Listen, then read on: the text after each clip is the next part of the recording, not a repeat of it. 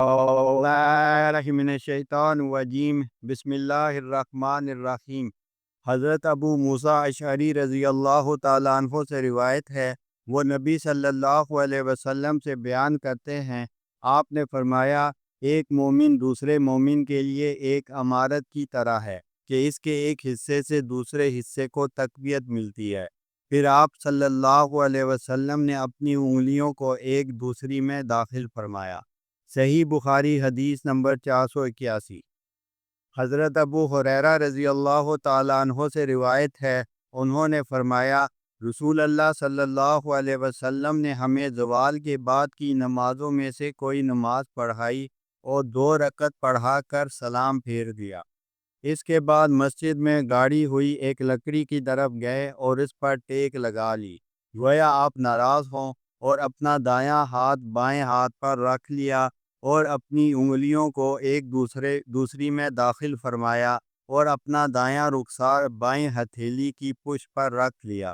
جلد باز لوگ تو مسجد کے دروازوں سے نکل گئے اور مسجد میں حاضر لوگوں نے کہنا شروع کر دیا، کیا نماز کم ہو گئی ہے؟ ان لوگوں میں حضرت ابو بکر صدیق اور حضرت عمر فاروق رضی اللہ عنہ بھی موجود تھے، مگر ان دونوں نے آپ سے گفتگو کرنے سے ہیبت محسوس کی۔ ایک شخص جس کے ہاتھ کچھ لمبے تھے اور اسے ذوالیدین کہا جاتا تھا، کہنے لگا، اللہ کے رسول، کیا آپ بھول گئے ہیں یا نماز کم ہو گئی ہے؟ آپ نے فرمایا، نہ میں بھولا ہوں اور نہ نماز ہی کم کی گئی ہے۔ پھر آپ صلی اللہ علیہ وسلم نے فرمایا، کیا ذوالیدین صحیح کہتا ہے؟ لوگوں نے عرض کیا، جی ہاں۔ یہ سن کر آپ آگے بڑھے اور جتنی نماز رہ گئی تھی اسے ادا کیا، پھر سلام پھیرا۔ اس کے بعد آپ نے تکبیر کہی اور سجدہ سہو کیا، جو عام سجدے کی طرح یا اس سے کچھ لمبا تھا۔ پھر آپ نے سر اٹھایا اور اللہ اکبر کہا، پھر اللہ اکبر کہہ کر دوسرا سجدہ کیا، جو اپنے عام سجدوں کی سطح یا اس سے کچھ طویل تھا۔ پھر سر اٹھا کر اللہ اکبر کہا اور سلام پھیر دیا۔ صحیح بخاری حدیث نمبر 482۔ حضرت موسیٰ بن عقبہ کہتے ہیں، میں نے حضرت سالم بن عبداللہ کو دیکھا کہ وہ مکے سے مدینے کے راستے پر بعض مخصوص مقامات کو تلاش کر کے وہاں نماز پڑھتے تھے اور بیان کرتے تھے کہ ان کے والد گرامی ابن عمر رضی اللہ تعالیٰ عنہ ان مقامات پر نماز پڑھا کرتے تھے، اور انہوں نے نبی صلی اللہ علیہ وسلم کو ان جگہوں میں نماز پڑھتے ہوئے دیکھا تھا۔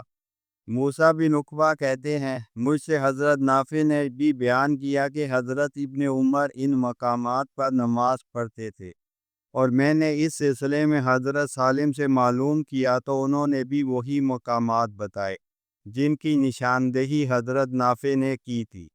البتہ شرف الروحہ کی مسجد کے متعلق دونوں کا کچھ اختلاف تھا۔ صحیح بخاری حدیث نمبر 483۔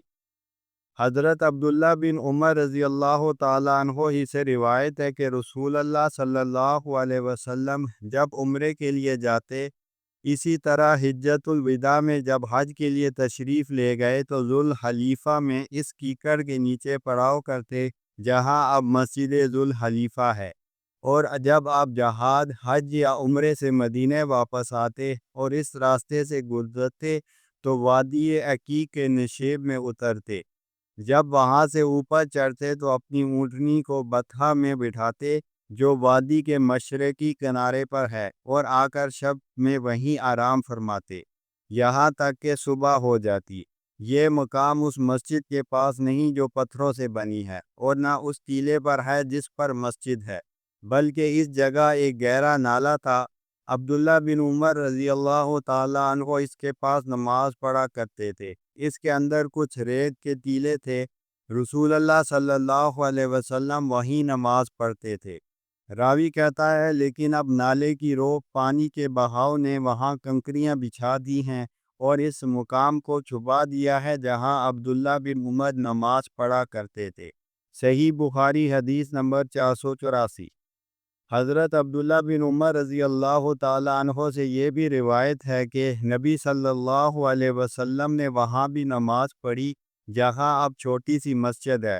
اس مسجد کے قریب جو روحہ کی بلندی پر واقع ہے، عبداللہ بن عمر اس مقام کی نشاندہی کرتے تھے جہاں نبی صلی اللہ علیہ وسلم نے نماز ادا کی تھی، اور کہتے تھے کہ جب تو مسجد میں نماز پڑھے تو وہ جگہ تیرے دائیں ہاتھ کی طرف پڑتی ہے، اور یہ چھوٹی مسجد مکے کو جاتے ہوئے راستے کے دائیں کنارے پر واقع ہے۔ اس کے اور بڑی مسجد کے درمیان کم و بیش پتھر پھینکنے کی مسافت ہے۔ صحیح بخاری حدیث نمبر 485۔